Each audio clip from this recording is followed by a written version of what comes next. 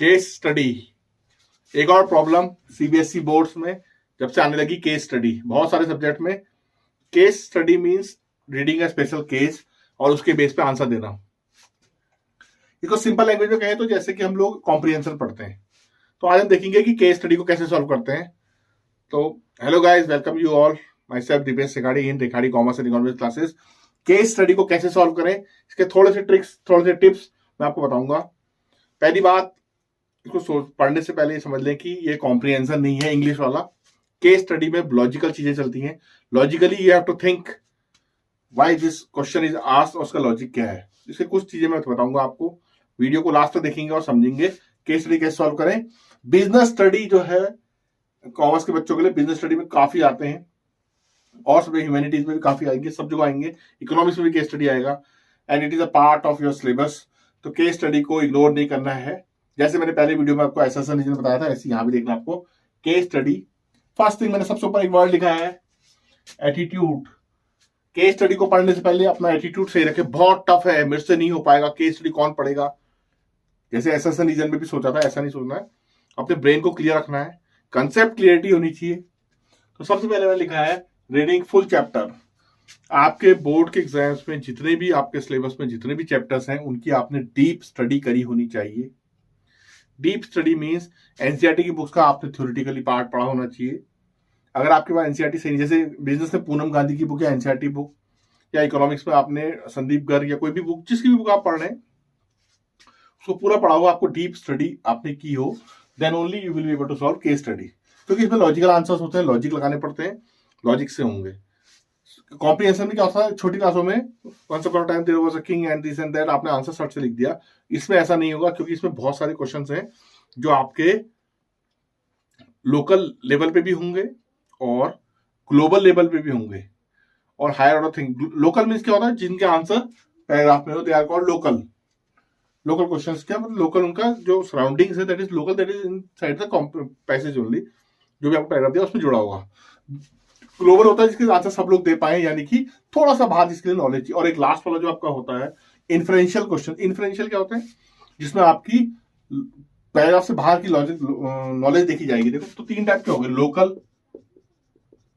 Global and inferential.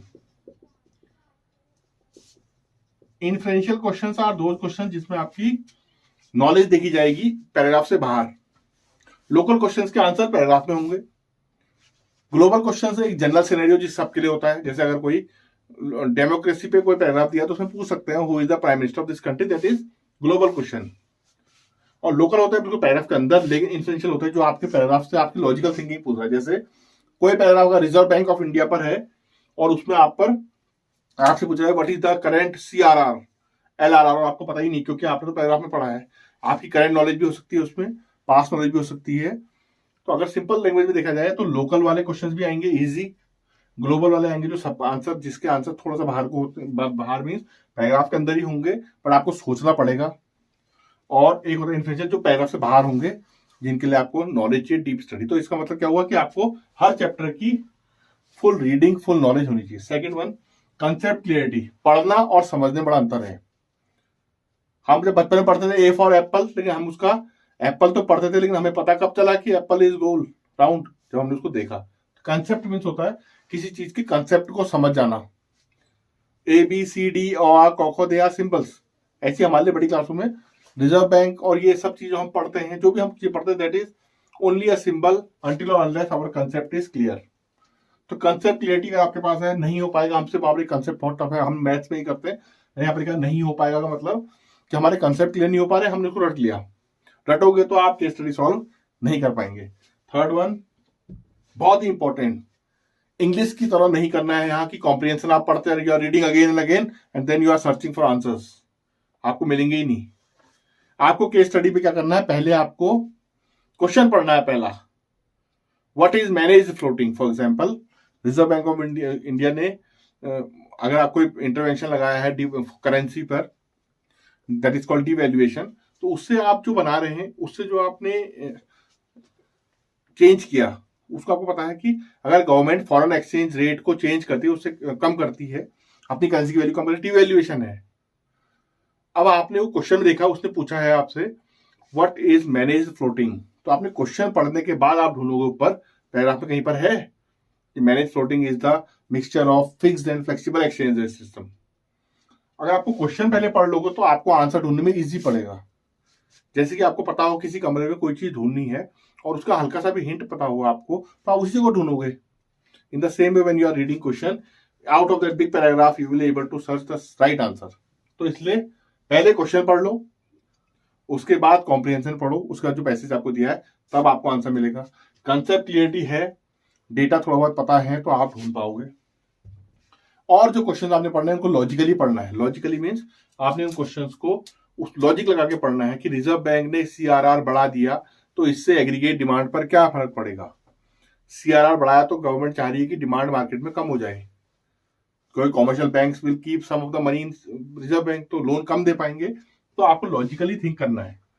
English की story नहीं है ये, अब तो इंग्लिश में भी इजी नहीं आते हैं तो, लेकिन जो आपके ओवरऑल जब आप पढ़ोगे, आपको आप बिजनेस की बात बता दो, आपको हेनरी फ्यूल के 14 प्रिंसिपल याद है और आप उसमें पैराग्राफ आ गया unity of command, unity of whatever you are searching, तो आपने पहले क्वेश्चन पढ़ा है, चैप्टर को ढंग से पढ़ा है, तो you will be able to find the answers. तो ट्रिक नंबर 1, आप पहले अभी से पूरे चैप्टर्स को ढंग से पढ़ लें, लॉजिकली पढ़ लें, और एग्जाम देते हुए पहले क्वेश्चन पढ़ें।